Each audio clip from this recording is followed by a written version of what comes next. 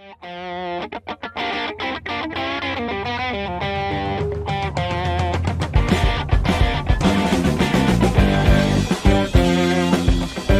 afternoon, everybody. Welcome to your Tuesday edition of the TraderMerlin Show. Today, we're going to talk a little bit about the longer-term things, perspectives of the financial markets, as many of you may have encountered over the holidays. You sat down over Thanksgiving and maybe over Christmas dinner or holiday dinner, whatever it is, and talked to some of your family members that were maybe nearing retirement. And maybe you heard about a little bit of pain points on their part simply because these markets are down 20% and generally across the board for the U.S. equity markets. And for anybody nearing retirement, that can be pretty painful. Imagine you had $1 million all set for retirement, and all of a sudden by the end of 2022, you're like, hey, I only have 800,000. And if things continue, it could really put a damper on anybody out there who is nearing in or kind of later into retirement. So I thought we would steer the show today in that direction. I had a question that came in from John, and I will start there with this question, which is, as someone who's newly retired, what are some things that I should be concerned with in these markets? Now, for John's benefit, I do know a lot about long-term investing, but it's not my area of expertise, I would say. So we're going to talk today about the six keys for retiring in the next 10 years. That means maybe you're just about to retire or in the near future. And to help me make sense of all of that, we've got Justin Krebs of The Proactive Investor joining us today. Justin, how you doing, my friend? Good, Merlin. How you doing? Good. Fantastic. I'm glad I got you on. I'm glad I also got your audio working, which always seems something I always seem to forget to get the audio set right. So glad to have you with us today. Did you have a good holiday, good New Year? Yeah, it was good. It was good to spend time with family, my crazy ball fan. So crazy family and the crazy puppy. And the crazy puppy, yeah. Nice. Well, as we roll, I think, last year we talked about some considerations for the end of year, what people should be thinking about with regards to retirement.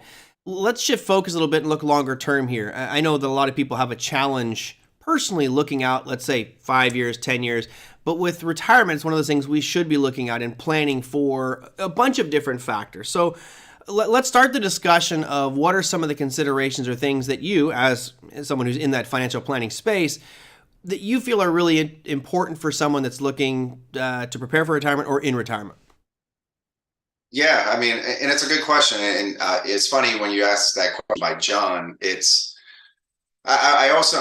before I get in, you've gone back for, a long time now. And where I came from, I had an opinion about retirement, trading and investing and all that stuff. And as I've gotten into actually helping people, it's a lot of things have changed. Some have stayed the same, but a lot of things have changed. And what I want to note about that question from John is that it's a question directed about what do I do about, I'm in retirement, about the markets. Right. And that's the funny thing. We go from this emphasis of markets and accumulation mentality, which is what you do in your 20s, 30s, 40s, and 50s. But then when you get to that retirement stage, now it's all about distribution. It's no longer about accumulation. Because if you think of that mentality, we have an income. Right. Let's say you're mid 40s, you have an income. So the money that you have in excess, you put into a retirement account and just your whole goal is to accumulate. And most people accumulate it and really worry about it because the markets go up and down. But over the long haul, they're like, hey, it's going to be up higher. So they're not too worried about it. But as they kind of creep near retirement, and I think we have like that 10-year threshold, right? That's when people start to go, oh, what should I do? Like, how should I change things? But, and that's a really good question. And the emphasis should really be not as heavy on the market. So I guess when you ask that question, I've got kind of like 6 keys, right?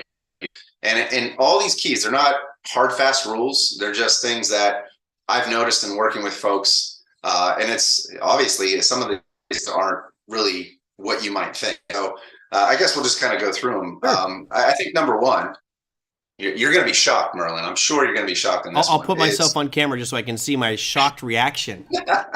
Is actually have a plan. And I am actually, and I'll say this loud and clear, a portfolio is not a plan. And that's what people think retirement is.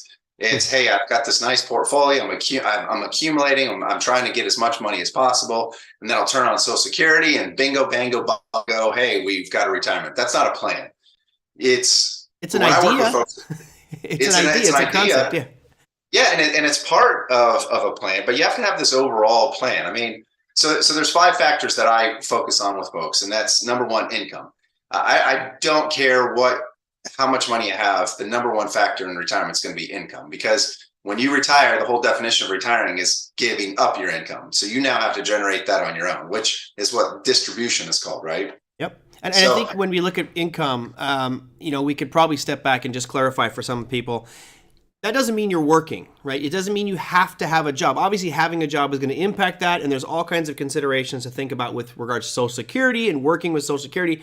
But income could also be, hey, I've got this massive 401k or IRA that I've built up, and most people don't know how long that's going to last them. I know it sounds condescending, but I'm willing to bet that I could ask almost anybody out there, hey, you've got how much saved for retirement? Okay, how long is that going to last you? And how much money are you going to get per month out of it? They won't be able to answer either of those two questions. So part of that planning, you said, is income, not necessarily working, but what can you get out of that 401k? And when you do that, it also says, let me estimate how long I will have that money in that 401k. Yeah. And I would go even one step further, Merlin, on that thought. It's not just about how much your money will last. It's how do you coordinate that with your other guaranteed income sources like Social Security, or pensions and stuff of that nature. Because people make the wrong decisions on Social Security all the time. And if your number one concern is running out of money, if you take Social Security earlier than you should, it will actually exacerbate that fear that you have of running out of money. But if you make the right decisions, and it's not always a break-even analysis, and I know I'm probably going to look back at the chat on this video, and somebody's going to say, "Yeah, I got break-even analysis."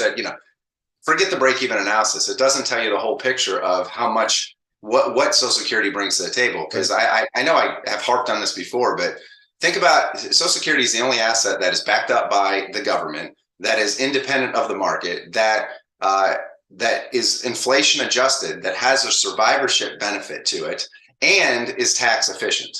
There is no other investment that you can get into that has those same qualities. So when I say take your Social Security decision very seriously, I do mean it. And it is actually part of that one pillar, which is income.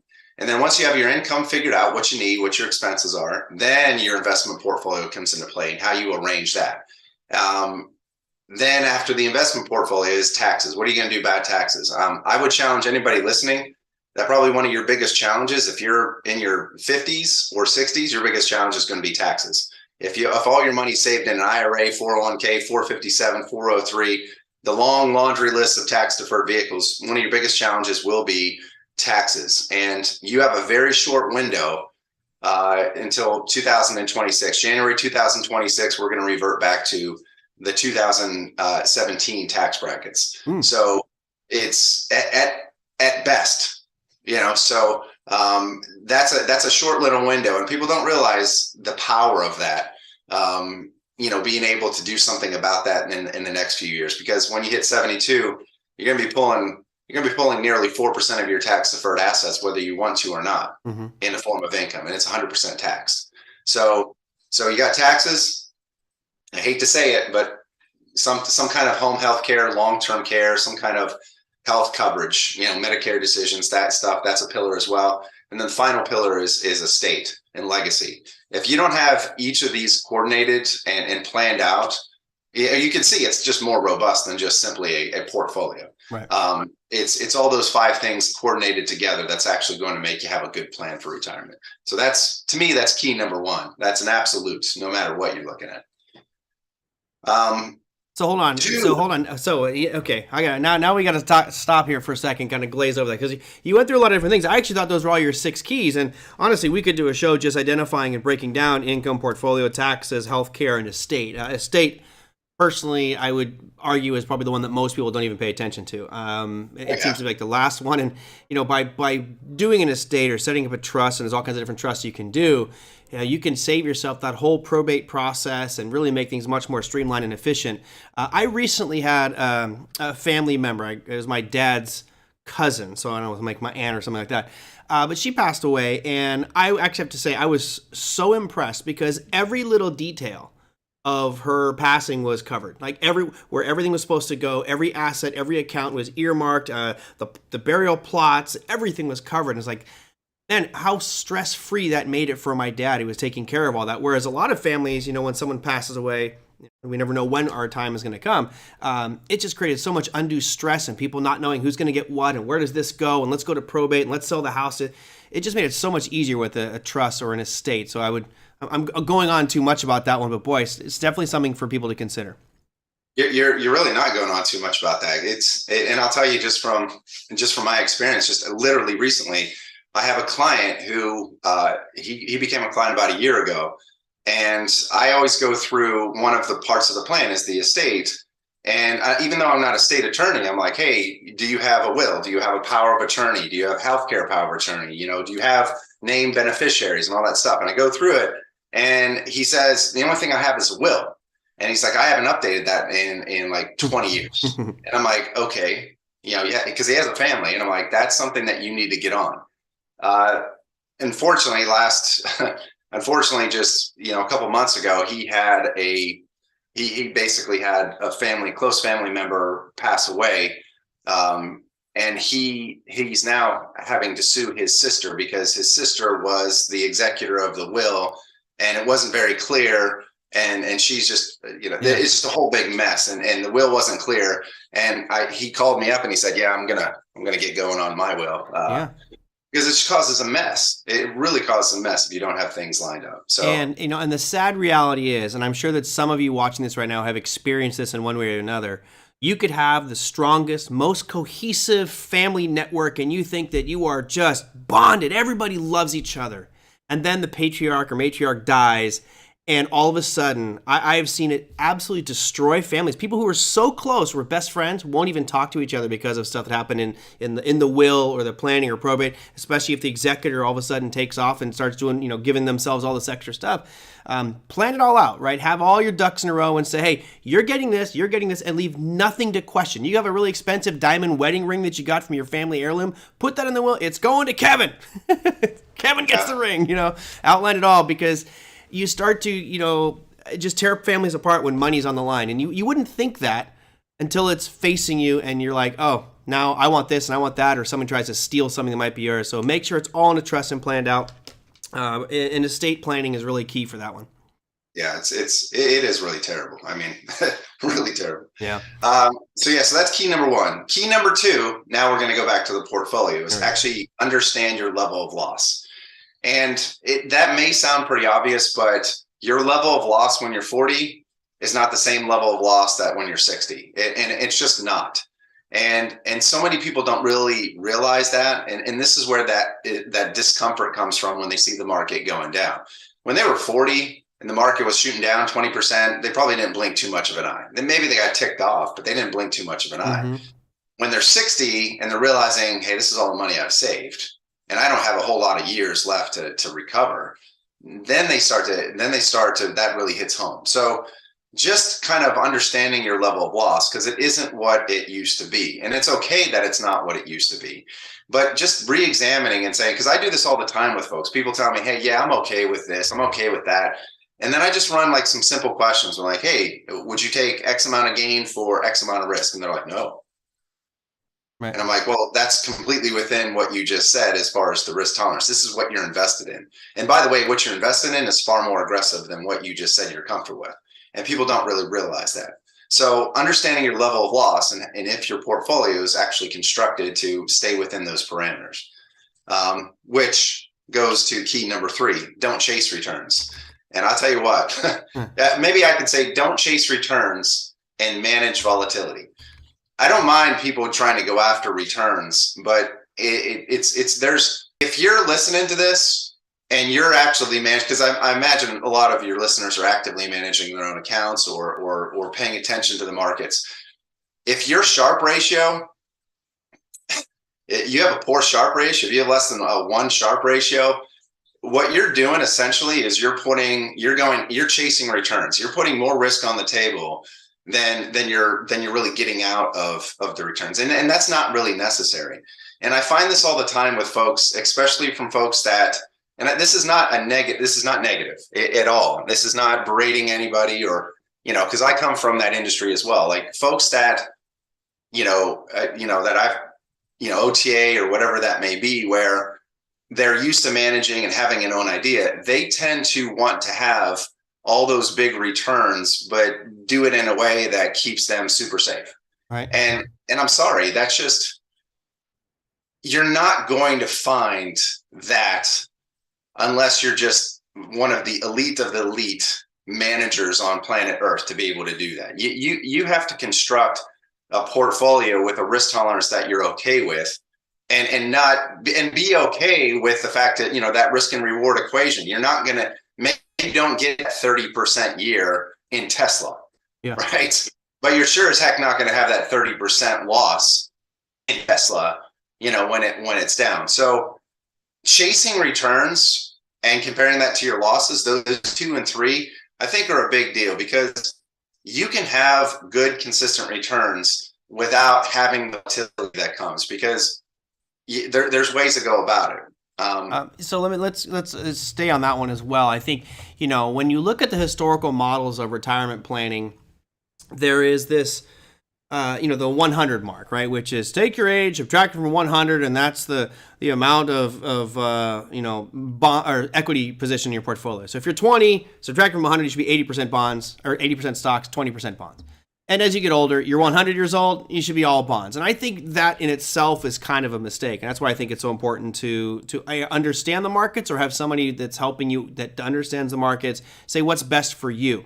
And as you go through this, and I'm sure you probably get to this, one of the things that I always stress is understand exactly what you need during retirement, right? And that's part of the planning process, I think, that Justin mapped out. So I have the bullet points up here, but I didn't do the subset. So number 1, he said have a plan, and that's really have your income plan, portfolio structure, how you're going to do your taxes, healthcare needs during retirement, and then the estate. And then you went on to the second bullet point, which is understanding your level of loss. And, in your 20s, like I was telling you guys on yesterday's show, the guy that helped me with the phone, he's 21 years old, he's talking about getting into options. That guy can afford to take losses. He can take huge losses.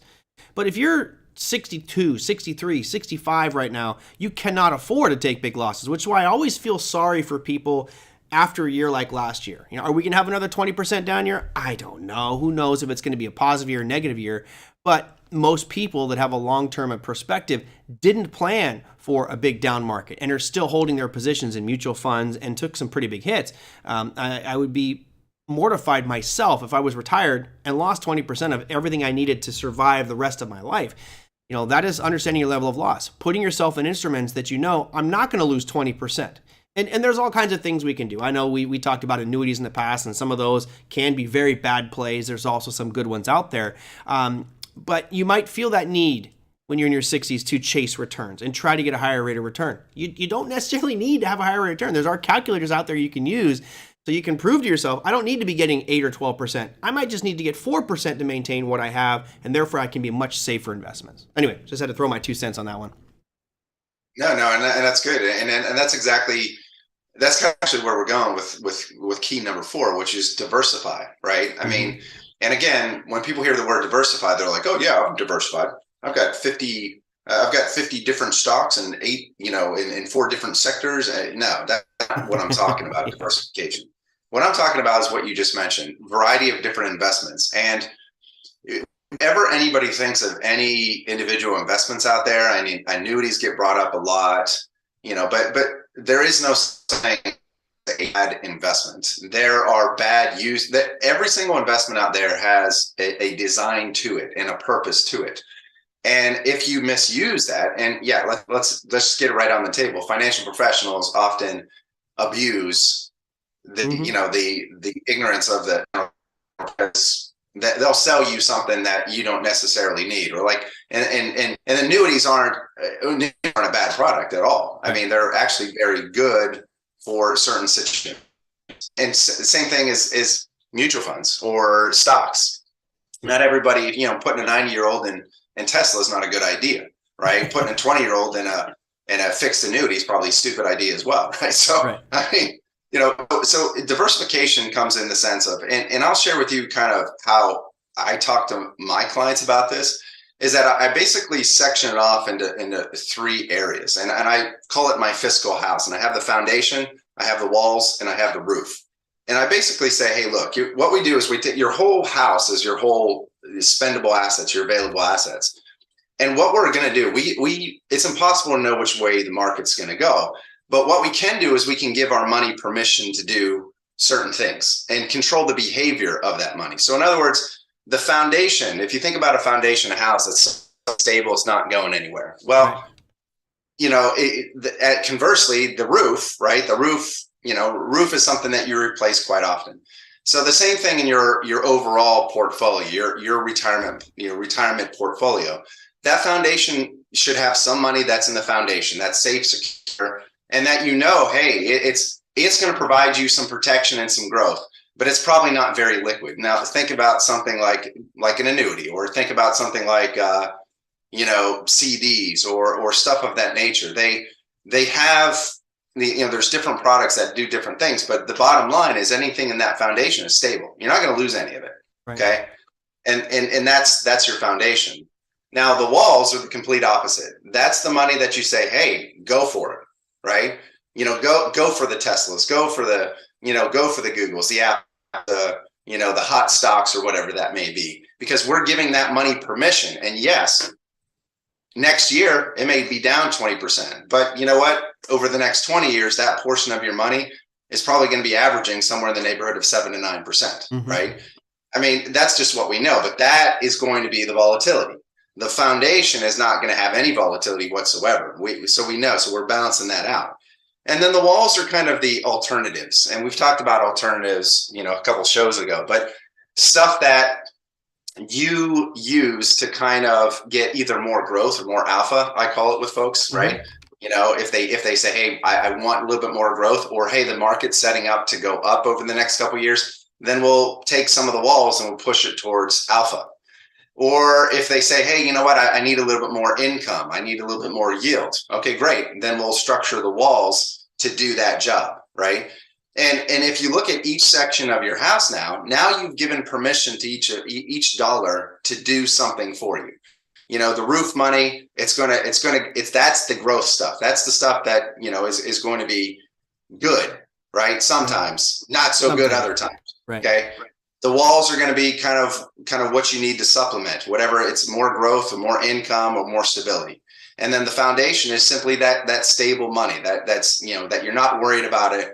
And if you kind of blend that into, the first 2 and 3 points that we made, as far as knowing what your loss, your limits on your loss are, and not chasing returns, you've just designed yourself something that you got confidence in. You're not worried about what the market's doing every single day. And I'm sure, again, if most of you guys that are listening are like most of the other folks that I've met in the trading world, you're probably looking at everything every single day.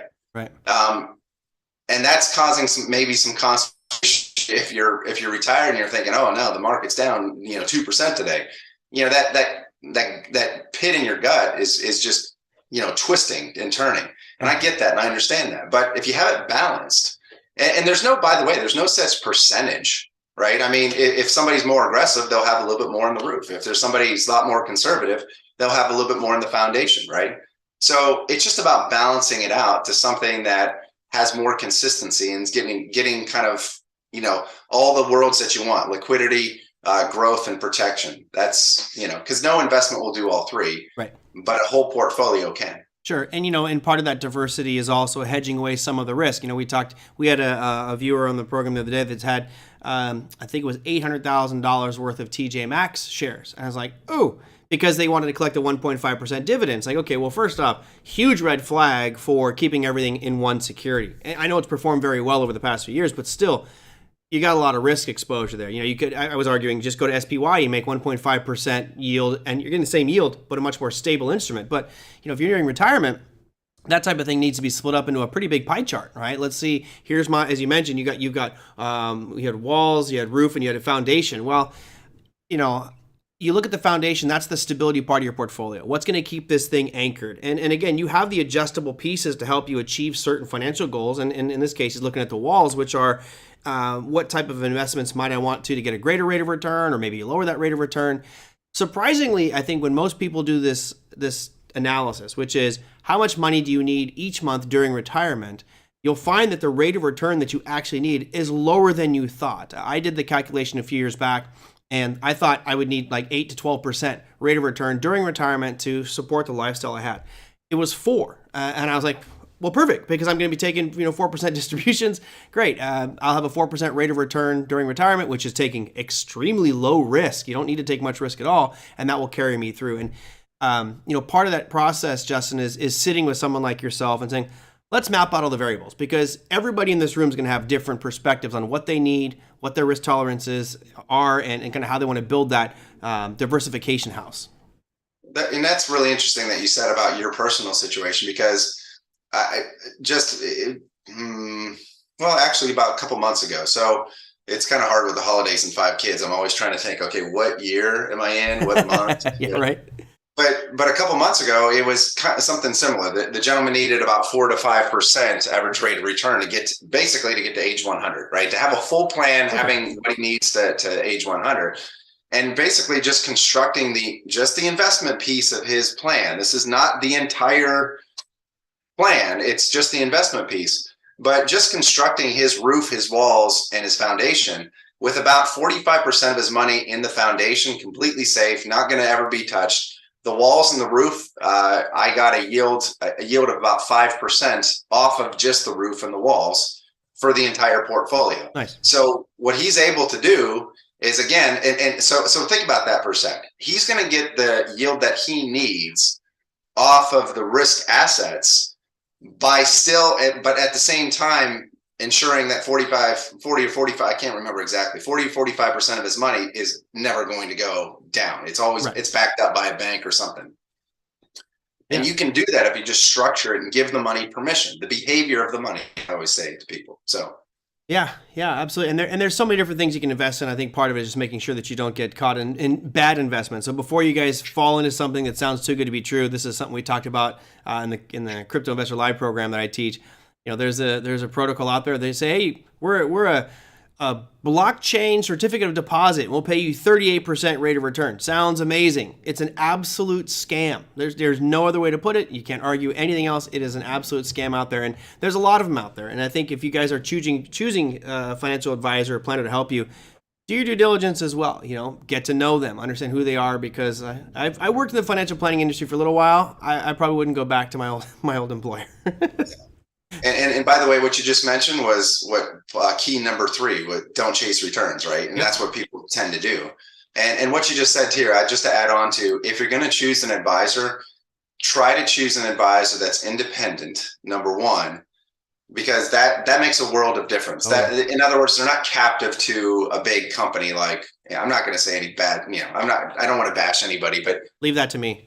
Yeah, but they're not captive. They're not captive to and only selling the products that their particular business, makes them sell.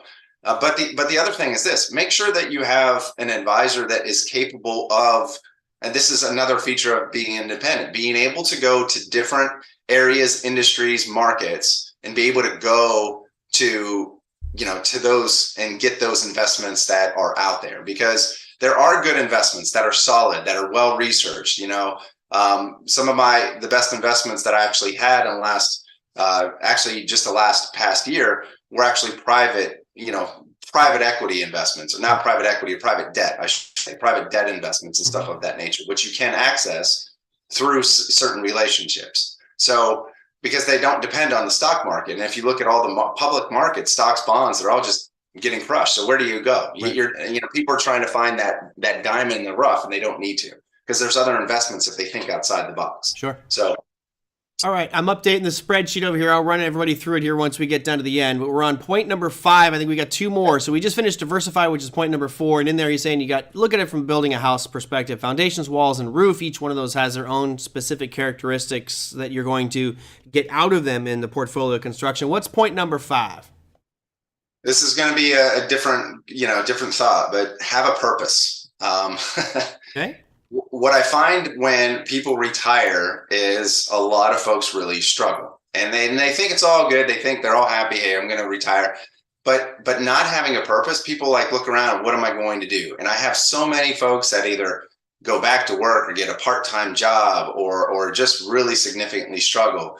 But think about some of the things that you like to do, whether it's travel, spend time with the grandkids, garden, do woodworking projects, even if it's trading, whatever that may be, but have a purpose, because retirement, that shift to suddenly is being this busy person, and you have those goals and those purposes, and that you have a purpose. Now, when that's gone, I find, and this is just my own experience with folks, people really struggle. And sometimes that gets them into trouble. So find something that you can have a purpose, like a job, like whether you take it upon yourself to babysit your grandkids, or maybe you're going to redo the garden or the house or something, but have a purpose to keep yourself busy, because you know what they say about idle hands, right? Yeah, they do. And it's interesting you say that, because I built a trade plan class for OTA many years ago, and part of it was, have a purpose, right? Have a goal. Why are you doing this? And it's not just, hey, I'm trading to make money. And a lot of the people made responses like, I really want to be much more active in my church or my whatever religious community. And that could also be something as well. But you're right. We are so focused every day, you wake up and you go to your job. Let's assume you got a 9-to-5 job. It just becomes redundant, but it's part of our DNA now that we have to keep working and working. So all of a sudden you're retired, you wake up going, what am I going to do today? If you have something there to release that outlet, awesome. And I put on here, for my little addition here, says, number 5, have a purpose. What makes you happy? Everybody's got something that they just love to do. I have a friend who loves to knit. Well, you know what? Knit a whole bunch of stuff and sell it on Etsy just for fun. It'll get you, in the game and have some excitement for you, and you enjoy doing it. But like you said, you want to go out there and coach Little League T-ball? Great. Go out there and find a gig where you can do something that makes you happy. But have a purpose, I think, is a very important one during retirement. Otherwise, you'll go nuts. Yeah. All right. The 6th one. Yep. I'm going to bring up the B word. Ooh. Budget. Okay. It sounds kind of stupid, but again, I have rarely found that the people that I work with, I have rarely found that what they think they spend. Grandkids need this, the kids need that. They decide to go on that extra vacation. And I'm not saying, trust me, I'm not the budgeting type of person, but I am. I'm not saying, hey, you need to like pinch your pennies. But what I am saying is that understand what you want to spend or need to spend, and then design your plan around that, right? Because if you don't, again, this just comes back to just simple goal setting processes and skills, right? Yep. You got to define the goal before you can define the plan. And how many times I would say it's probably a good solid 70%, which is shocking to me. 70% of the folks that I work with, these are people that are in their 50s and 60s. And I go, hey, do you have a budget? Do you know how much you spend? And they're like, well, we'd have to kind of sit down. And I'm just thinking in my head, you should kind of know, right? Yep. You should know. So having a budget is going to be important, because now when you shift into that environment where you no longer have an income and you no longer have, more importantly, the ability to recover as easily, you want to know what's coming in, what's going out, so that you can design the plan around it. Because it doesn't matter how good your overall plan is. Yep. If you're spending $3,000 more a month than you have the plan designed for, it's going to be a struggle, period. Yeah. So I will give everyone a little suggestion here. I have an app on my phone that I've used for years. This is it. It's called Pocket Expense on the App Store. It's free. You can get a paid version of it, but with the free version, it has real simple features and functionality where you can put in your expenses and your income, right? So every time you go and you order yourself an ice mocha frappuccino from Starbucks, well, log into the app, say Starbucks, it was for dining out, or I don't know what category you want to put it into, and then write that price down. And it's cool because it'll bring up little charts and spreadsheets about how you've been spending your money, and you might be surprised at how much you're spending. And to make this work, though, you have to write down every single thing that you do. I don't care if you bought a Tic Tac from a friend for $10, put it on that list. Whatever you buy for 1 month solid, do every magazine subscription, every gym membership, every penny that comes in and goes out. And that will allow you to look and not only say, hey, I'm either positive or negative for the month, which obviously you want to have a positive number, but it will also allow you to see how much you're spending on certain things. There was a period of time where I love eating out, and I found that my eating out expenses was off the charts because I'd go out to dinner, and then, the bartender's like, "Hey, let's have a couple drinks." Next thing you know, it's like, oh, $120 for dinner. That starts to add up real quick. Pretty soon you start to change your tune a little bit and you modify it based off that. Or you might find you have 6 magazine subscriptions that you kind of forgot about, but they're still popping up on your credit card. Well, you can remove some of that and start to tilt that back in your favor from an expense perspective. So Pocket Expense is a good one. It's free. There is a paid version, but I don't use the paid version. It gets you nice charts and graphics on your spending habits, and you might find that useful. But you should really, FBI says I use Google Sheets. That's all right, but this is much more visual and easy. It's on your phone. We all carry our phone with us. So I definitely would say try it with an app and see, because you get a much more detailed breakdown of your expenses going forward. All right. So let me run through these real quick just to wrap them up, because I know Justin's got to run. We don't keep him on here forever. He started off with have a plan. I could not emphasize that one enough. Everyone should have a plan, no matter what you're doing. You want to get a degree in engineering? Have a plan. You want to be a baseball player? Have a plan. You want to retire? You better have a plan. So that plan breaks down into 5 kind of key components. Have a plan for your income. How are you going to either be working or generating income from your portfolio? Number 2 is what's your portfolio look like? Taxes. How do you structure your tax perspective there so you don't get abused from Uncle Sam? What's your healthcare situation going to look like? Of course, that is a wild card, but you need to be planning for healthcare. I believe I saw some crazy statistic, and I'm not going to even quote it right now, but it was something like, it's like $100,000 a year for a couple in their 80s for medical expense. I'm like, oh my God, that is a ridiculous number. Should plan for that. Estate planning, we already discussed that one and the importance of it, so you don't destroy family memberships and relationships. Number 2 on our 6 keys to retirement is understand your level of loss. And again, this is not a retirement thing. This is if you're a short-term day trader and you're 21 years old, you should be thinking about your level of loss, right? What you can afford to lose. Same thing for retirement. It's just the losses are going to be much more tight, right? You want to keep those very small. Don't chase returns. If you're in your 20s, yeah, go for it. Buy the high flyers. Buy your AMC and penny stocks and Shiba Inu shit coins in the crypto market. But if you're in your retirement, stay away from that stuff, right? You can't afford to have big drawdowns. Number 4 is diversify. And this is really portfolio construction, allowing you to hedge away some of the risk by being in diversified portfolios, right? People go, oh, I'm diversified. I've got IWM, QQQ, and SPY in my portfolio. Well, you're all in equity markets, so when the equity markets die, your portfolio is going to die as well. Offset that. Maybe some precious metals, commodities, international markets. There's all kinds of alternative investments that you can put in that bucket. Number 5, have a purpose. Do what makes you happy during retirement. Obviously, you worked your entire life to get to that point where you can have money to do what you want. Find something that makes you happy, gets you up in the morning, and drives you. Otherwise, you'll go insane. And lastly, which you might want to put up near the top, it might be number 2, have a plan and then budget, is budget. Know where your money is going. Obviously, it's very different when you're in your 20s and 30s versus when you're in your 50s and 60s, but you should all know exactly how much you spend each month and where you might be able to curtail some of those expenses.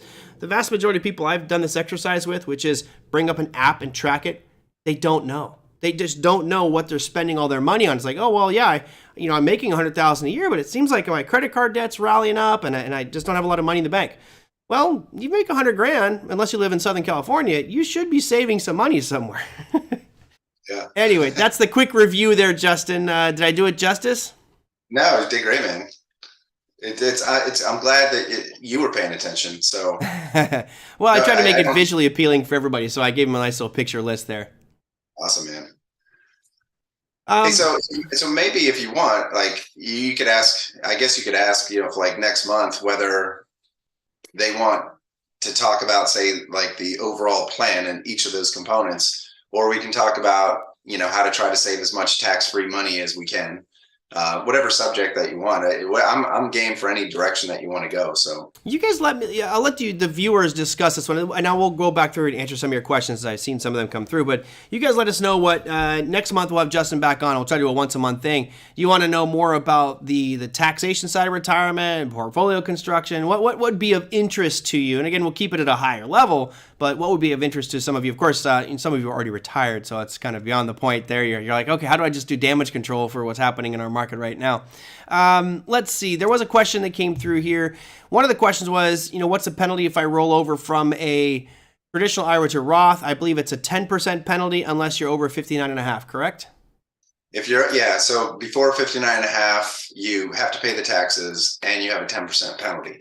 Now there are some sneaky ways to do it, but they're never really ideal, like 72T distributions and stuff like that. But that's only if you have I mean, you can do that, but that's not going to get you a whole lot of money out of the accounts. But basically, you want to wait until, if you can, 59.5, and then start to do the conversions, so there's no 10% penalty. Nice. There you go.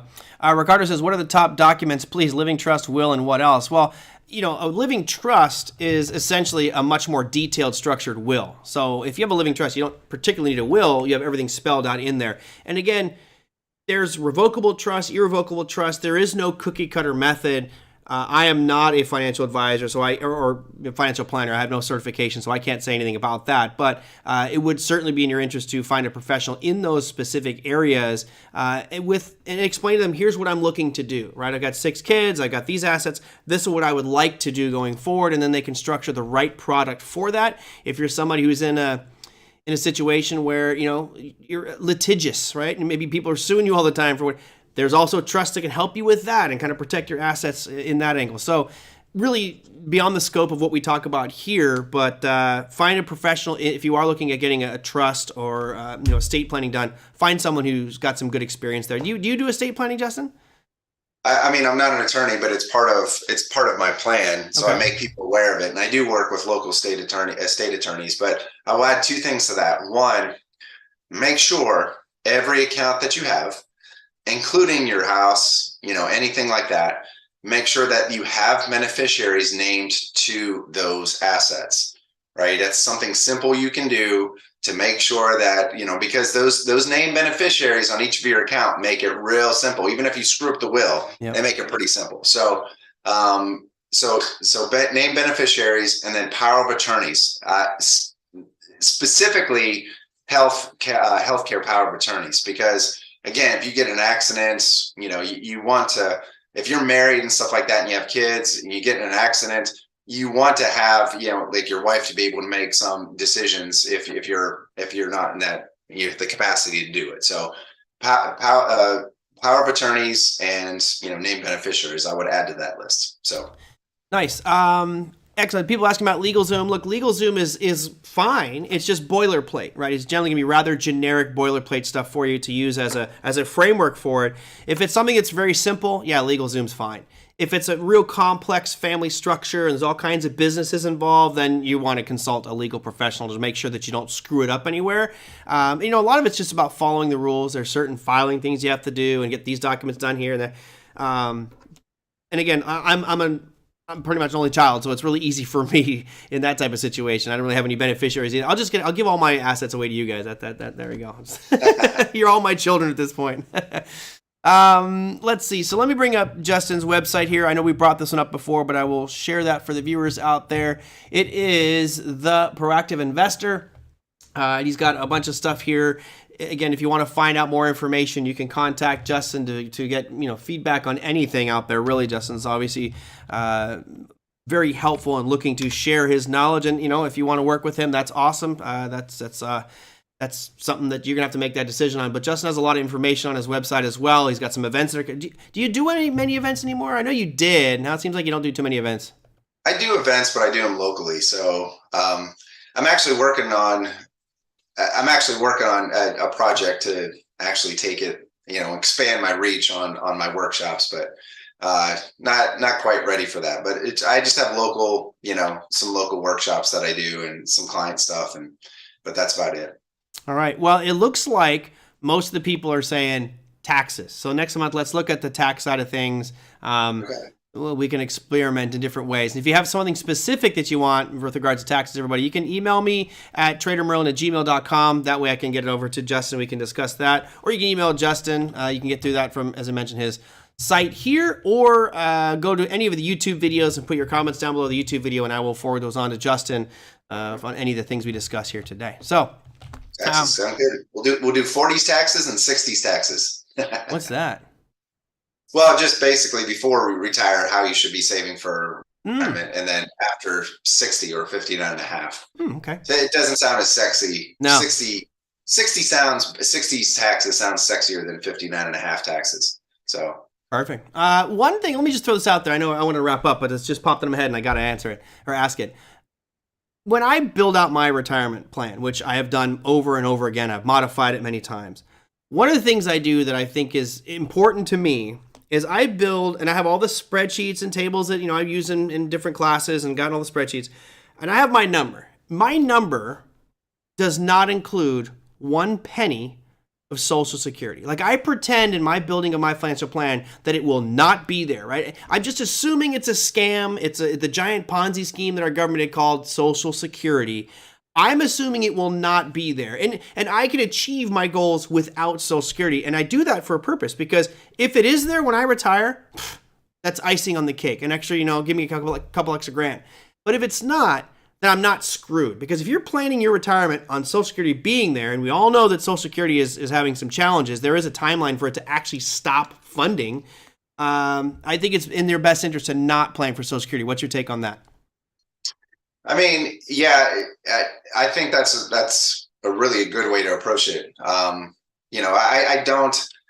not a big believer that Social Security won't be there. I mean, I think about it like this. If there's anything, the whole too big to fail concept about businesses, the only thing in my mind that's actually too big to fail would be something like Social Security, because that's the foundation of 80 million baby boomers. Yeah. If that fails, I'm not worried about my portfolio. I'm actually going to try to dig a hole somewhere in Pennsylvania, bunker up and stock with my MRE meals and stuff like that. So, but when they built that, dude, when they built Social Security, life expectancy was like 67, 68 years. So, hey, retired at 65, we're only going to pay for 2. Now it's like 90, it's like, holy cow, that money was not intended to last that long, plus inflation. So, interesting. It was designed to provide maximum 3 years of Social Security benefits. Honestly, that's what it was designed to do. And now it's literally the fulcrum people's income. Yeah. Literally fulcrum. So crazy. Yeah, I think you're right though. If you can make a plan and get it to a point where you don't have to depend on Social Security, that's fantastic. And to further that, we can talk about that in the next visit that we talk, or the next show. But what numbers do we have to get to take taxes kind of off the table, if you will? Yeah. How do we maybe do a 0% tax rate in retirement? Looking forward to that show.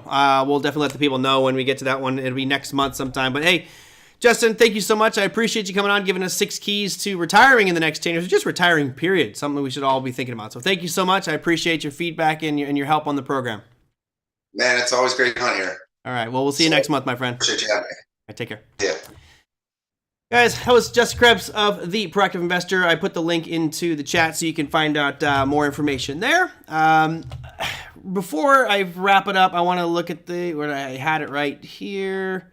I'll leave this up here one last time for everybody to see, just so you can take a peek at that one. And if you want to write those things down, something to think about going forward. It's really important to have this stuff in place. And there's a lot more to each one of those bullet points, but I think you all understand that without even having something this simple of a framework, you might be lost during retirement. And even having this picture here, this graphic, and filling in those blanks and how they pertain to you already puts you, in my opinion, at an advantage over the average person. And starting to build out that plan in much more detail and knowing all these factors is really important, because nobody wants to stress and feel all aggravated during retirement. So there we go. All right. So yes, I do believe Social Security is going to go away. I disagree with Justin on that one. I think that there's no way you can continue to fund Social Security at this. So when you do your plan, make sure that you uncheck the boxes as include Social Security, because if you can achieve your financial goals without Social Security, then it's like, hallelujah. All right. Social Security has a possible reduction funding of negative 25%, 2035-ish. Yeah. I don't know, Big Ab. I agree with Justin. It's probably not going to go away, but what do they say? Maybe they'll say something like, we're going to bump it so it's no longer 65 and a half, it's going to be 70 and a half, right? And shift the whole system. There's no way that you can pay out that much money given how life expectancy has been increasing year over year over year. I don't know. It just seems like it's not going to be there. So I've always done the planning without Social Security added in. Back then, pensions were, yeah, right, Dave? Pensions were a huge thing. You look at one of the biggest failed experiments in the history of financial markets. It's the 401k plan. what happened with pensions, guys, is pensions were your employer on the hook for a specific locked, committed rate of return. You work your whole life at this company and they say, hey, we're going to pay you 8% per year for the rest of your life. Awesome. But then some of the companies mismanaged those funds, and all of a sudden some were getting sued. There were problems, it's going bankrupt. So all of a sudden this new system comes along and says, hey, let's do 401ks. And what we'll do is it's not in the company anymore. We will come in as a separate entity, a separate company. We'll come to you, the employer, and we will offer your employees a 401k where they put money in and they choose everything. Because remember, with a pension fund, you really didn't have a say. They just made money for you, right? Who cares? Great idea. But it was a failed idea. And then you go to 401ks, and the problem is 401ks, the statistics have proven they're a failed experiment. Yes, some accounts do grow, but a lot of people are not achieving their retirement needs or getting their goals, which is why you have to think about this stuff early on. All right, let me real quickly look at the economic calendar for tomorrow, and then I will wrap this show up. Here is what's cooking for tomorrow on the economic calendar front. You can see not a lot for the U.S. You do have crude oil inventories coming out. They're expecting a pretty big shortfall there. It was 1.7 million barrels. Now they're saying -2. But I really don't even trust those numbers that come out from the various entities. I think it's a bit of a joke. I also had back here, that's interesting. I thought I guess I have my calendars wrong. On the earnings front, all you have tomorrow, I believe, is KB Home, so nothing very exciting there. You do have CPI numbers coming out for China, but again, I don't really follow China's news. Defined benefit versus defined contribution. Yep, that's exactly it, Believable Direction. Absolutely. Believable, you also asked, should you have an LLC to handle all this stuff? Personally, I don't think that retirement and LLCs really matter. I don't think there's a huge benefit there. But if you're somebody who's trading right now and retirement down the road, there may be some big benefits to you setting up an LLC or an S or a C corporation and trading in that. I've been looking to get a tax person on the program to talk about that. I just haven't done it yet, and I will try my best to get there. I just got a bajillion things going on right now. My main focus, I have to finish my book. That's it. I've said that every year. It's a New Year's resolution for like the last 8 years. I got to finish my book. This year will not pass me by. Matter of fact, I'm going to try to do 3 of them this year. I was a little bit ambitious, but. All right, so tomorrow you've got, as I mentioned, natural gas storage. That's pretty much, or crude oil inventories. That's pretty much it. For tomorrow's show, I will give you a choice. There was a couple questions asking about crypto, which is interesting. I can always talk about crypto, and if there's specific things that you would like to talk about, companies, entities, you can let me know. But tomorrow's show, I will let you guys choose. We can either do a show where, and I didn't even look at the markets today. I apologize. We'll look at the markets to start off tomorrow's show. But we can either do a show tomorrow on crypto, kind of a high level and maybe some interesting pieces, or we can look at something called ChatGPT, which is taking the world by storm. That may be, I know, Big M. I know. I'm embarrassed, my friend. I'm embarrassed. We can look at something called ChatGPT, which I've been playing with it for the past couple of weeks. I've fallen into the rabbit hole, and I have to say, this might be one of the most dangerous and significantly important pieces of technology that I may have ever seen with regards to artificial intelligence. And it's something that you can all use. It is ridiculously cool. But again, this is a trading show. ChatGPT is more of an AI technology that you could be using. So you guys let me know. Thomasina says chat. I think it's GPT. If you want more AI, that's Chat GPT or crypto tomorrow. What do you guys want to discuss? What do you think? Chat GPT? All right. I got already 2-0. I'm almost afraid to show you. And here's the reason why I'm afraid. There's so many people using Chat GPT right now that it's actually bogging down and kicking people out. So I may not be able to get in tomorrow live. I hope I can. But I will do it for you guys live. ChatGPT will be the next Wordle. Oh, no way. Oh, Bailey. No. I will show you this thing. Okay. There we go. Well, let's talk about ChatGPT. It is one of the coolest, craziest things you may have ever seen. And it's not just a chat program. It's artificial intelligence. And really, just to let you guys think about it overnight, what it is your personal assistant. You can ask it anything. Literally anything on earth you could ask this, and it's an AI protocol that is so well versed and written that it will write responses for you. It will do everything for you. I'll show you some cool stuff there tomorrow. Oh, awesome. Then, yeah, you guys are going to you're going to be mind blown tomorrow. So let's do ChatGPT tomorrow.